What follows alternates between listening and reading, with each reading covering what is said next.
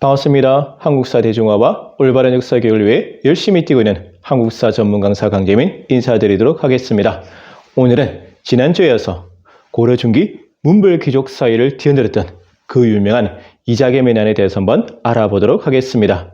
이자겸의 난 하면 너무나도 유명해서 아마 모르시는 분이 없는 걸로 알고 있는데요. 오늘은 우리가 잘 몰랐던 이 이자겸의 숨은 진실, 진짜 모습을 한번 따라가 보도록 하겠습니다. 자, 이자겸의 난은 역사적으로도 중요하고 시험에도 굉장히 자주 나오기 때문에 저와 함께 오늘 잘 공부해 두셨으면 좋겠습니다. 별 3개 이상, 최대 별 4개, 별 5개까지 되는 굉장히 시험에 자주 나오는 부분이 바로 이자겸의 난이다. 그러면 시험에는 어떻게 나오냐면 문벌귀족 사회의 모순 때문에 이자겸의 난이 일어났다고 이렇게 나옵니다. 뭐라고 기억하면 된다고요? 문벌귀족 사회의 모순 때문에 이자겸의 난이 일어났다. 여기서 문벌귀족, 여러분 많이 들어보셨죠? 이 문벌귀족이 뭐냐면 고려 현종 때부터 무신정변이 일어나기 전까지를 바로 문벌귀족 사회, 문벌귀족 시대라고 합니다. 고려를 건국했던 그 호족 세력들 있죠. 고려 초기는 호족들의 세상입니다. 이 호족들이 고려 초기 권력과 부를 독점했는데 현종 이후에는 바로 이 문벌귀족들이 권력과 부를 독점하면서 고려 중기 지배 세력으로 군림하게 되는 것이죠. 자, 문벌귀족들 힘 있는 몇몇 귀족 가문을 말합니다. 대표적으로 여러분 혹시 문벌귀족 기억나는 가문 있으십니까? 해주채씨, 최충 집안이죠. 그 다음에 파평윤씨 굉장히 유명합니다. 우리 저번에 배웠던 별무반의 윤관장군 집안입니다. 명문가죠. 파평윤씨. 그 다음에 김부식으로 대표되는 경주 김씨 집안이 있습니다. 바로 신라의 왕조, 정말 대단한 명문가죠. 그리고 오늘의 주인공 이자겸의 집안입니다. 뭘까요? 인주 이씨 집안입니다. 인주 이씨 또는 책에 따라서는 경원 이씨라고도 합니다. 인주는 본관을 말하는데 지금의 인천이에요. 이 집안이 문벌귀족들 중에서도 최강의 문벌귀족이 되겠습니다.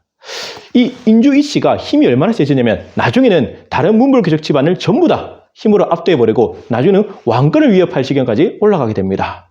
그 중심인물, 그 대표 주자가 바로 오늘의 주인공 이자겸인데요. 이자겸은 그러면 어떤 사람이냐? 이자겸은 예종의 장인입니다. 여러분 예종 기억나세요? 윤관장군 별무를 할 때, 여진정부를 할 때 그 왕입니다. 그 예종, 예종의 장인이죠. 그리고 예종의 아들이었던 다음 왕 인종에게는 외할아버지가 되면서도 또 장인이 됩니다. 정말 대단한 삼겹살원이죠. 그러니까 정말 이 사람 욕심이 많은 것 같아요. 예종한테 자기의 딸을 시집 보냈어요. 그리고 태어난 아들이 인종인데 인종한테 또 다른 딸 2명을 동시에 시집 보냅니다. 정말 삼겹살원인데 인종 입장에서는 친이모 2분하고 결혼을 하게 되죠. 반대로 친이모 입장에서도 친조카랑 결혼을 하게 됩니다.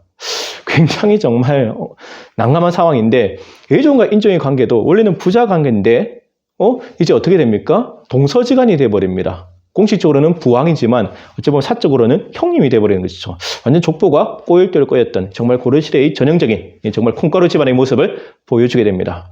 정말 이자겸의 욕심이 끝이 없죠. 그래서 이자겸이 예종이 돌아가시고 인종의 나이가 어렸기 때문에 많은 사람들이 예종의 형제로 하여금 왕위를 계승하자고 하는데 이때 이제 이자겸이 인종으로 밀어붙여서 결국 인종을 다음 왕으로 만드는 데 성공합니다. 따라서 인종에게는 이 이자겸이 자신이 왕이 되는데 1등 공천을 했었죠. 그러면 이자겸의 파워는 더 세질 수밖에 없는 겁니다.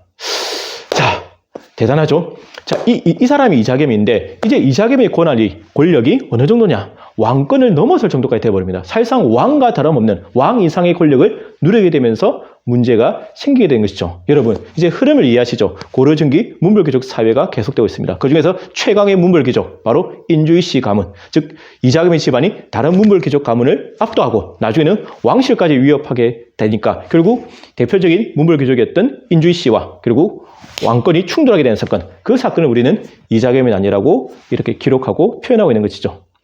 자, 이자겸의 권한이 얼만큼 셌냐면 솔직히 오만방자예요. 자기가 거처하고 있는 곳을 갖다가 의친궁 숭덕보랍니다. 뭐라고 한다고요? 의친궁 숭덕보. 대단하죠. 정말 왕과 다름없는 왕 인생의 권력을 누리고 있습니다. 그리고 자신의 생일을 인수절이라고 합니다. 보통 인수절 이렇게 절이 붙게 되면 이런 것들은 황제의 생일 이럴 때 붙는 거거든요. 근데 자기가 지금 일종의 조정의 신하이면서도 자기의 생일 인수절을 부르게 되는 것이죠. 그리고 모든 인사권을 자기 마음대로 전행하게 되고 또 부정부패가 상상을 초월하게 됩니다. 나라가 썩어가고 망해가게 되는 것이죠. 게다가 그 이자겸의 어머니도 문제입니다. 이 이자겸의 어머니가 시장에서 상인들에게 물건을 헐값에 강매에 이렇게 강제로 팔게 해서 사들이고 이렇게 돼서 원성을 사게 되거든요. 그래서 나중에 고려사 기록에 의하면 이자겸의 모친이 죽었을 때 시장 상인들이 굉장히 기뻐했다는 기록도 나오게 됩니다. 이러다 보니까 이제 이자겸이 완전히 기고만장입니다. 상상할 수 없는 일이 벌어져요. 뭐냐면 자기가 받고 싶은 관직이 있으면 그걸 인종한테 말합니다. 그리고 날짜까지 정해져요. 몇 월 며칠 언제 우리 집으로 네가 직접 와서 나에게 내가 원하는 관직을 이 말이 됩니까? 왕보고 그래서 왕인데 명색이 내가 정해준 날짜에 내가 원하는 관직을 내 집에 와서 직접 달라 이렇게 얘기하게 되니까 이것은 뭐 왕 이상의 권력을 누리게 되는 것이죠. 정말 저는 이 권력이라는 것이 정말 굉장히 중독성이 강하다. 권력에 한번 맛을 들이면 사람이 이성이 마비되어 버립니다. 그래서 그런 말이 있지 않습니까? 권력에 중독되면 영혼의 경련이 일어난다. 저는 버락 오바마 전 미국 대통령이 했던 그 유명한 명언이 기억나거든요. 무슨 말이냐면 권력의 가장 큰 맹점은 상실에 대한 두려움이다. 정말 끝이 없습니다. 이 권력을 한 번만 들으면. 자기 자신이 스스로 절제를 하고 제어를 해야 되는데 그러지 못하고 욕심을 낳게 되고 더 큰 욕심을 부르니까 결국 화를 자초하게 됩니다. 자, 인종이 참을 수 없겠죠. 이때 인종의 나이가 18세 굉장히 혈기왕성한 나이거든요. 그래서 자기의 소수의 측근들을 불러 모아서 회의를 열게 됩니다. 나 못 참겠다. 저 외할아버지, 저 장인, 이자겸 죽여버리겠다. 이렇게 나오는 거예요. 그러니까 측근들이 다 말립니다. 지금은 안 됩니다. 시기상조입니다. 좀 더 때를 기다렸다가 힘을 키운 다음에 이자겸을 치자합니다. 지금 이자겸의 권력이 하늘을 찌르고 있고 더 무서운 건 뭐냐면 이자겸 옆에 척중경이라는 장군이 있었어요. 혹시 여러분 들어보셨나요? 척중경이라는 장군입니다. 고려시대 최고의 맹장, 어찌 보면 한국사 전체를 통틀어서 최고의 맹장으로 꼽히는 사람이거든요. 제가 명장이라고 안 했죠. 맹장이라 맹장. 굉장히 싸움 잘하고 용맹한 장군이었던 것이죠. 척중경의 용맹은 뭐 당할 사람이 없었거든요. 이 사람이 강력한 군사를 가지고 이자겸과 손을 잡고 있었기 때문에 지금 이 시점에서 이자겸에 대한 공격은 굉장히 무모하다고 반대를 하는데 인종이 뜻을 굽히지 않습니다. 그래서 소수의 측근들을 동원해서 이제 이자겸과 척중경 세력을 기습 공격하게 되는 것이죠. 그래서 처음에는 척중경의 아들도 죽이고 동생도 죽이면서 성공하는 것처럼 보이지만 곧 이자겸과 척중경의 대대적인 반격이 시작됩니다. 특히 이 척중경의 분노가 대단했겠죠. 자기 아들과 지금 동생이 살해되지 않습니까? 그래서 척중경이 군대를 끌고 와서 궁궐에다가 불을 지르고 뭐라고 하냐면 궁궐에서 나오는 사람들은 전부 다 활로 쏴 죽여라. 이러면서 완전히 결국 인종의 친위 쿠데타는 실패로 끝나게 됩니다. 우리가 여기서 한 가지 여러분 잘못된 사실 하나 여러분 기억나십니까? 우리는 분명히 이자겸의 난을 배웠습니다. 이자겸이 난을 일으켰다. 인종을 몰아내기 위해서 왕권에 대한 도전. 근데 아니었죠. 이자겸은 난을 일으킨 적이 없습니다. 뭐였죠? 사건의 본질은 실체는 인종이 이자겸을 제거하기 위해서 선제 공격한 것이고 이자겸은 여기에 대해서 정당방위, 자위권을 발동했을 뿐입니다. 근데 역사는 어떻게 기억하죠? 바로 이자겸의 난으로 기록하고 있다. 왜? 역사는 승자의 기록이거든요. 결국 인종이 이겼다는 뜻이겠죠. 자, 아무튼 일단은 인종이 패배합니다. 인종 굉장히 풍정등화 같은 위기에 빠지지 않습니까? 그래서 인종이 살아남기 위해서 이자겸한테 양위조서를 내립니다. 왕위를 넘겨주겠다는 것이죠. 그렇게 하면서도 살고 싶었던 겁니다. 굉장히 참담하고 비참한 처지가 되어버렸는데 문제는 이자겸이 이 인종의 양위조서를 받아들이려고 합니다. 이때 이수라는 신하가 이렇게 얘기하죠. 비록 폐하께서 이렇게 양해조서를 내렸지만 어찌 이것을 받을 수 있겠습니까? 하니까 이제 이자겸이 눈치를 깠죠. 아, 지금 내가 인종으로부터 이렇게 양해를 받아버리면 민심의 역풍이 엄청나겠구나. 안 되겠구나. 지금은 때가 아니다 하면서 이자겸이 연기도 잘합니다. 정말 악의 눈물을 흘리거든요.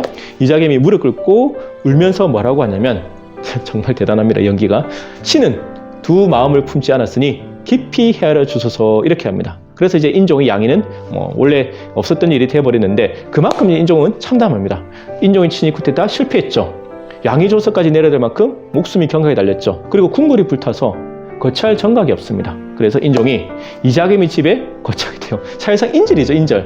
인질이고 볼모가 되어버린 것이죠. 정말 참담하다. 정말 이 인종의 왕권이 땅에 떨어진 순간입니다. 자, 여기서 여러분, 인종은 계속 이렇게 비참한 생활을 이어갈지 아니면 인종의 대반격이 시작될지 여러분 다음 주도 기대해 주시길 부탁드리겠습니다. 정말 계속 긴장감을 놓칠 수가 없죠. 정말 고려사 흥미진진합니다. 여러분 오늘 강의는 여기서 마치도록 하겠습니다. 제가 항상 여러분께 드리는 말씀이 있죠. 여러분들의 응원과 격려가 제게는 가장 큰 힘이 된다는 사실입니다. 여러분 앞으로도 많이 시청해 주시고 또 구독해 주시고 알려주시길 부탁드리겠습니다. 저도 초심 잃지 않고 끝까지 최선을 다하도록 하겠습니다. 여러분 항상 건강하시고 행복하십시오. 지금까지 한국사 전문 강사 강재민이었습니다. 감사합니다.